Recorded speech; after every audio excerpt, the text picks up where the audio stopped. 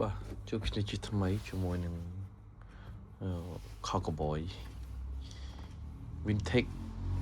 Levi Pramson mới Made in USA đây chỉ khao gì cha khao cầm ró bật lậtនៅ USA ឆ្នាំ1995ជាខោកំរខោពីសក្បុរាណសភាពខោមានអាយុ30ឆ្នាំជាងក៏ពិតមែនប៉ុន្តែគុណភាពសាច់ក្រណាត់ថ្នេរអំបោះស្លាកក្បាលឡាវផ្សេងមានសភាពនៅថ្មីស្អាតដូចជាខោសេរីថ្មីដែលទើបតែនឹងផលិតអញ្ចឹងបាទនៅក្នុងវីដេអូនេះadmin សូមធ្វើការ review Levi 501 Made in USA Vintage Jean បាទបញ្ជាក់ផងដែរខោ Levi 501គឺជាត្រកូលរៀមច្បងនៃត្រកូល Levi ដែលវាមានលក្ខណៈពិសេសច្រើនជាងខោ Levi ទូទៅជាក់ស្ដែងដូចខមួយគ្រាប់នេះចឹងផលិតនៅប្រទេសអាមេរិកផលិតពីកប្បាស 100% ក្នុងឆ្នាំ1995បើគិតមកដល់បច្ចុប្បន្នអាយុកាលរបស់ខោនេះគឺអាយុ30ឆ្នាំជាងហើយប៉ុន្តែស្ពាបខោថ្នេរអំបោះក្បាលឡាវផ្សេងបាទគឺមានសភាពនៅថ្មីស្អាតចាញ់ខោស្រីថ្មីទៅតែផលិតឡើយប៉ុន្តែដែលអ្វីដែលរត់តែធ្វើឲ្យខោនេះមានលក្ខណៈពិសេសគឺខោនេះក្រុមហ៊ុនគេផលិតមកចំនួនមានកំណត់ហើយឥឡូវនេះក៏គេឈប់ផលិតដែរដោយសារខោនេះវាជាខោ vintage ស៊េរីចាស់បុរាណតាំងពីឆ្នាំ1995បាទបើនិយាយទៅអានេះសូលរបស់ពីរ៉ារបស់បុរាណរបស់ពិសេសណាបងប្អូនទាំងគ្នាយើងមើល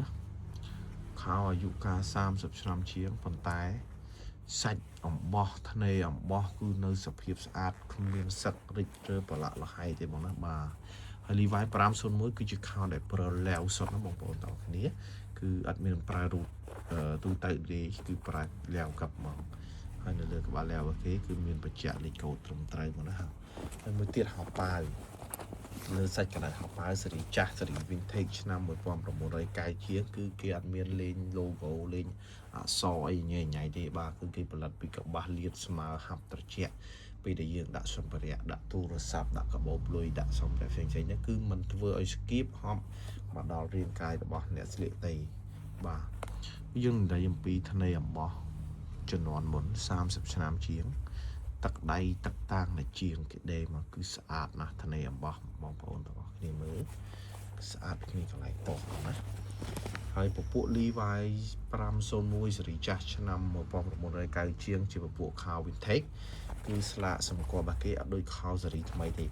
ខោស៊េរីថ្មីគឺស្លាកគេនៅនឹងតែនេះតែស៊េរីចាស់គឺមិនមានទេណាបងប្អូនកុំច្រឡំបាទសូម្បីតែស្លាកក៏ខុសគ្នាដែរបងណានេះគឺមានដាក់logo របស់ក្រុមហ៊ុនគេ Levi បាទហើយគឺមានបញ្ជាក់បាទផលិតពីសាច់កប្បាស 100% កាតូន 100% បាទនេះ made in USA អញ្ចឹងមានន័យថាផលិតប្រភពផលិតដែលខោនឹងគេដេនៅទីណាទីប្រទេសណាអញ្ចឹងបងប្អូនបាទគឺនេះផលិតនៅប្រទេសអាមេរិកហើយនេះ W ទំហំចង្កេះមានវិជ្ជា L ប្រវែងសម្រងណាបងប្អូនបងប្អូនគ្នាហើយខោនេះបាទគឺផលិតនៅក្នុងខែ7ឆ្នាំ1995យើងគិតមកឥឡូវនេះវា30ឆ្នាំជាងហើយបាទប៉ុន្តែសភាពខោនៅស្អាតបាទបងប្អូនមើលរបស់មានអាយុកាល30ឆ្នាំជាងហើយប៉ុន្តែស្លាករបស់គេនៅថ្មីស្អាតអត់សឹករិចរិលទេបងប្អូនបាទហើយនៅកប៉ាល់របស់គេកប៉ាល់ក្រោយគេយ៉ាងស្ដាំក៏មាន red tape បាទ red tape គេទាំងរួញខ្ញល់ដូចពពួក Big E ឆ្នាំ1970ជាងបាទនេះកៅជើងតែរួញឡើងខ្ញល់បងប្អូននេះបាទគឺមានអក្សរ logo ប្រទេស Levi បាទហើយបងប្អូនមើលខោដែលមានអាយុកាល30ឆ្នាំជាងប៉ុន្តែថ្នេរអំបោះដែលម៉ាស៊ីនគេដេមកណាគេដេដៃមិនដឹងម៉ាស៊ីនមិនដឹងទេក្នុងជំនាន់ហ្នឹង30ឆ្នាំជាងហើយ យកមើលគឺស្លៀកអាយុកាល30ឆ្នាំប៉ុន្តែអត់មានសឹកអត់មានរសាត់ដាច់ទេបងប្អូនណាស្អាតណាស់អំបោះនេះបាទមើលចឹងបានខ្ញុំសរសើរទឹកដៃគេជាមុនចឹងបានលីវ៉ាយឈើជើងមកខ្លាំងក្រុមហ៊ុនហ្នឹងបងប្អូនទាំងអស់គ្នាចឹងបងអ្នកនិយមលេងយីហោលេវ៉ាន់ vintage បងគាត់ជាស្គាល់ឃើញមកដែរបាទឥឡូវយើងជួបគ្នាជាមួយនឹងស្បៀបធ្នេចុងជើងចឹងបងមួយចំនួនតែនិយាយថាធ្នេផ្កាដូងបានធ្នេស៊ីនអត់ទេបងប្អូនណាធ្នេមកពីនីបាគេវាតាមប្រភេទអីវ៉ាន់តាមប្រភេទរោងចក្រផលិតប្រទេសទេបងមើលជាក់ស្ដែង Levi 501មួយគ្រាប់នេះគឺផលិតនៅប្រទេសអាមេរិកឆ្នាំ1995មានអាយុកាល30ឆ្នាំពេលប៉ុន្តែចុងជើងមកគេអត់មានធ្នេផ្កាដូងទេបងណាធ្នេមួយធម្មតាហើយមួយឡាយស៊ីនមកគេគឺឡាយមកពីនេះសឹកស្លោកចេញភ្លីនឹងស្អាតបងអើយបាទ